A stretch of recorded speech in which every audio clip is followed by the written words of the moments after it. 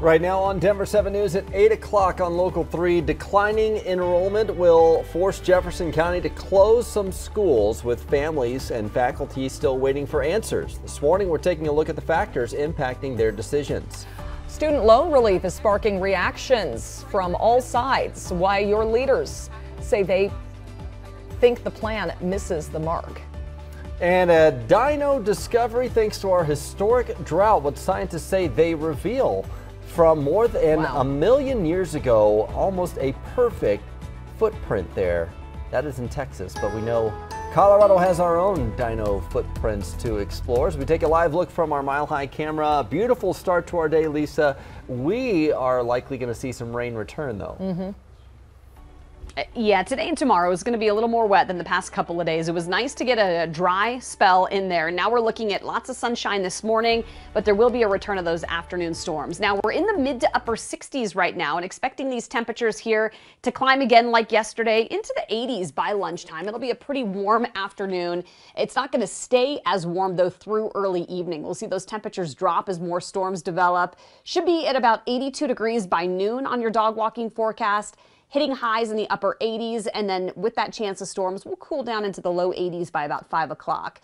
Denver 88, Fort Collins 86, and the Springs 84. A little cooler in the mountains too, where we're already starting to see some cloud cover and, well, storms that will develop here by midday. We'll take a closer look at our futurecast for both today and tomorrow's storms, Jason, coming up in just a few minutes. And still seeing some major delays down on South Parker Road. This is going to be the northbound side of Parker Road, coming basically between Arapahoe and Orchard. Now, the official closure is back here at Fair Place. That's because it's a road that will take you all the way up to Orchard. But the crash happened at Orchard. Take a look from earlier, Air Tracker 7, and you can see the damage where the RTD bus was going southbound and then ran into that vehicle, and you can see the significant damage there as they were ended up in the northbound lane. So the detours around it. A lot of folks are trying to use Buckley. That's going to be delayed. Obviously, Fair Place over back to Orchard. That's going to be delayed. And even southbound, a lot of folks are trying to get through there, and that's going to be a trouble spot. So the farther away you get from it, the faster you're going to get through that area. Southbound I-25, I-76, and the other trouble spots that are usual, seeing the heavy traffic south and north and eastbound, are all seeing it here right now. Thank you, Jason. Well, today is the day Jefferson County parents will find out if their child's school is on the list for closure. The district will reveal recommendations for elementary schools to either close or consolidate because of low enrollment. This is a very emotional issue for the families whose schools may be closed. Those of us with elementary aged kids know they are such a big part of our lives. There's a whole community around that school. Right. So we want to bring in Denver 7's Veronica Acosta live in Golden, where the school board will meet just a few hours from now. Veronica, the district says these smaller schools unfortunately just aren't able to provide a quality experience anymore. And this spot behind me is where parents are going to get the news that many of them have been expecting. And of course, like you two mentioned, no mom or dad, maybe grandparent or guardian wants to hear this kind of thing. But the reality is, you guys, that Jeffco Public Schools, their building space can hold 96,000 students, but right now it's only holding 69,000. And really that's because of declining enrollment. We have seen this since actually 2001, and we're talking about more than 20 years now. And that's all thanks to things like declining birth rates, maybe families even leaving the state of Colorado because of those increasing costs, and the pandemic as well. And now officials say it is just too tough to not start making some of these decisions. So just to put it into perspective for you all who are watching this morning, we know that 49 of Jeffco's elementary schools, they have less than 250 students, or they're utilizing less than 60% of their building. But choosing which schools to recommend for closure, that was more than just about those numbers. The district's chief of strategy told us it's like figuring out a really tough puzzle, and at that, one that no one really wants to solve. We come into this process believing that nobody wants their schools to close. We don't want schools to close. But unfortunately, we're just in a position with our enrollment and our resources where we can no longer just keep every school open. And this is really important to add for parents this morning who are watching worried about their students' elementary schools. We know that Jeffco's elementary schools, despite Conifer and Evergreen, they're all roughly about 1.3 miles from each other. So even if your student's elementary school does end up getting closed, they're not going to have to travel super far to get to their new school. I also want to point out that these schools that end up being closed won't be closed until next year. The list that's being released today, that is not the final list. That final list where we will know what schools do end up shutting their doors, that comes out sometime in November. Yeah. In Golden, I'm Veronica Acosta, number 7. That is when the school board will vote and make it final. Thank you, Veronica. I did talk with Superintendent Tracy Dorland about this just before school started. She said at these smaller schools, they just can't give the kids all the opportunities they deserve. And so if we're able to combine some schools and have a more robust enrollment, then we solve issues like having split grade levels where second and third graders are in a classroom together, where we have part-time enrichment and electives opportunities for students like art, music, PE. Sadly, though, district leaders told me this won't be limited to elementary schools. In the not too distant future, they're going to have to look at closing some middle and high schools as well. A lot of factors in play here, and we talked to the Jeffco Teachers Union about what they hope the district will consider for teachers and other staff members at the schools that close.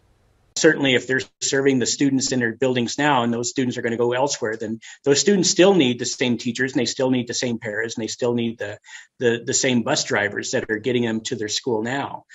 So our hope is that there is some sort of process in place, and they'll work with us in doing that. In a statement, the Jeffco Teachers Union proposed using the closed campuses in ways to help the community, like turning them into community centers or even affordable housing. So here's the school closure timeline. Tonight, the Board of Education will get the list of recommended school closures, and between now and November, Jeffco will engage the communities affected. In November, then the Board of Education will make its final decisions. The contract for Denver Public Schools teachers expires next Wednesday. This is the contract they signed in 2019 after a 3-day strike. I asked the teachers union if we could see another strike. What are we looking at here over the next few days of negotiations, and what are the chances we could see teachers on the picket lines again? So we're still continuing the discussions, right? And I think that's the most important thing right now is that we continue those discussions and we bring fresh ideas, right? We have one of the best economies in the entire country, and it's embarrassing to see that we have such a giant pay gap between our educators. Tonight is the last day of negotiations for this week. They will, though, resume next week with the two sides talking all day, starting at 9 a.m. until they reach an agreement. Well, our temperatures will be back in the upper 80s today, and 48 Denver schools still don't have air conditioning. Chalk Beat, Colorado reports back in 2020 that number was 55, so some progress. 2020 was also the same year voters approved a nearly $800 million bond for projects including installing air conditioning in 24 schools. So far, 7 of those schools have had the AC installed. Work is almost finished on 8 more campuses. The school says there have been some delays because of supply chain issues. AC will be installed at 9 other schools in DPS next summer. Every day, we're getting reminders of the ongoing drought impact throughout much of the West. These are photos from NASA that show Lake Powell, the nation's second largest reservoir, 5 years apart. The first photo is from 2017, and you can see the lake in much better times than it is today. Take a look at the shot from earlier this week. It shows significant water loss there, and now it's at its lowest level since it was first filled back in the mid-60s. Well, amid ongoing drought concerns, water providers from Denver, Aurora, Colorado Springs, and Pueblo have committed to reducing how much water they use from the Colorado River. In a letter to the Bureau of Reclamation, the water providers said they'll focus on several key areas, including developing programs to replace non-functional grass. We just saw Aurora do this. They banned grass for new development this past week, and increasing water reuse and recycling programs. Speaking of things drying up, as the lakes and rivers dried up across the western U.S., especially from some recent flooding, some fascinating mysteries have been revealed that have been long submerged. Yeah, a little silver lining here. The Dinosaur Valley State Park near Fort Worth, Texas has found new dino footprints, check this out, that have been historically covered by water and sediment for years.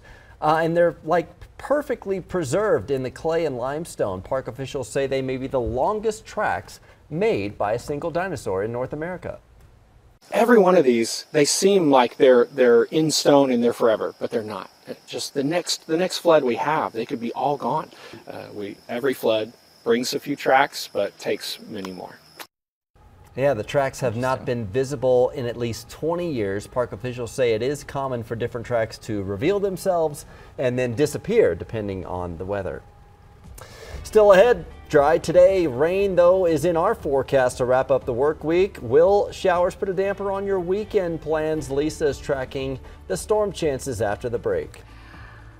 Responding to racist attacks, a video shown in a Denver school has parents concerned about how their students perceive interactions with police. And an historic church is left with thousands in damage after a vandalism spree. How the Longmont community is coming together to clean up a cornerstone there.